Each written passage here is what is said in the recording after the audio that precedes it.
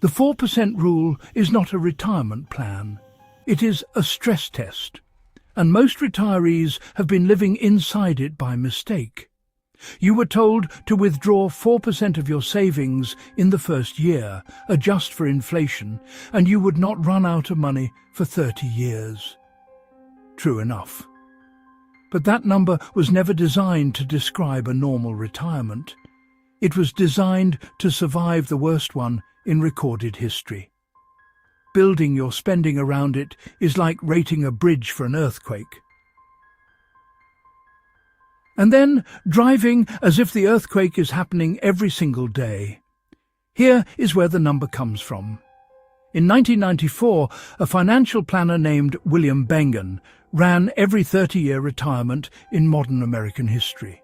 Not the average ones, everyone, including the disasters.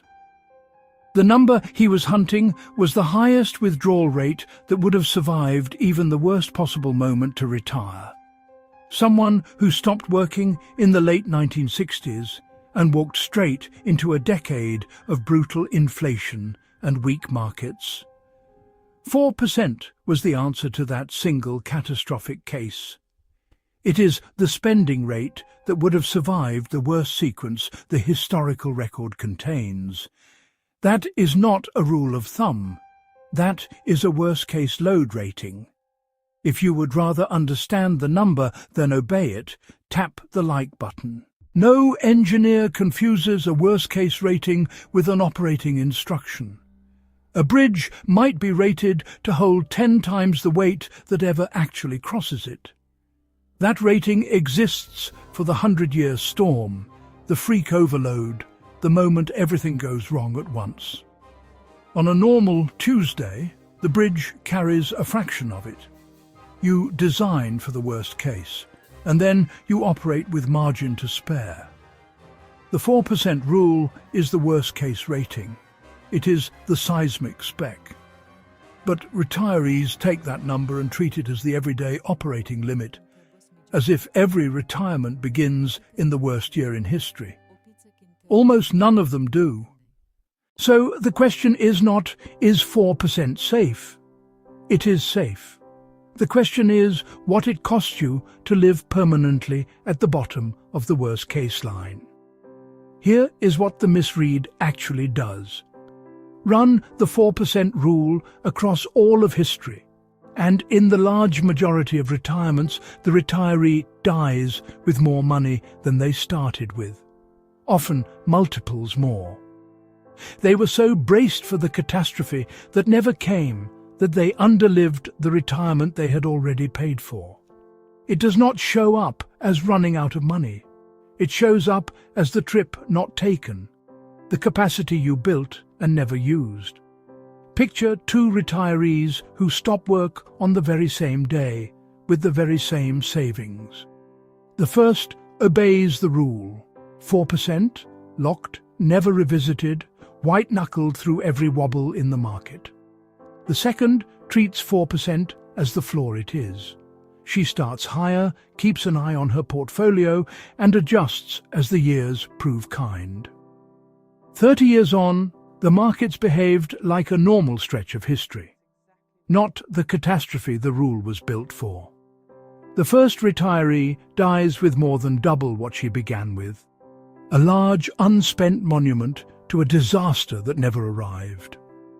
The second took the holidays, helped the grandchildren, lived the wider life, and still died solvent because she was reading the gauge instead of obeying a number. Same portfolio, same markets. One of them mistook the stress test for the plan, a flag for anyone near retirement. The next part comes from the man who invented the rule. Bengen never stopped testing.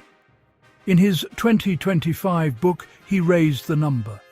With a more diversified portfolio and by accounting for market valuations and inflation rather than ignoring them, the safe floor moved from 4% to 4.7%. But the more important figure is the one most people never hear. 4.7% is still the floor. The the worst case, the most inopportune retirement date in a century. The average safe withdrawal rate across all the history he studied was closer to 7%. Read that again. The number you were handed as the rule is the worst outcome in 100 years of data. The typical retiree could have spent far more. Bengen himself now says retirees who rigidly obey 4% are, in his words, cheating themselves. So how does an engineer actually use a worst-case spec? Not by ignoring it, by monitoring against it. You do not lock your spending to the breaking point number and never look again. You start higher, you watch the gauge, the markets, your portfolio, the years ahead, and you adjust. Spend more when the structure has margin. Pull back in the rare years when it does not. That is a guardrail system, not a single fixed line. The 4% rule was never meant to be obeyed. It was meant to be the floor you measure against. Use it as the stress test it is, and you get the retirement the worst-case number was always hiding from you. This is the difference between a number and an understanding. A rule you obey makes you smaller. A specification you understand makes you precise. The 4% rule, reader's law, quietly shrinks a retirement to its worst-case shadow. Read as a stress test, it does the opposite. It tells you exactly how much margin you are standing on. Engineers do not fear the worst-case rating. They use it to know precisely how much they can safely carry. Your retirement deserves the same reading. If this is how you want to think about your money, as a structure you understand, not a rule you obey. Subscribe to the Blueprint Room. One briefing a week, building the whole plan.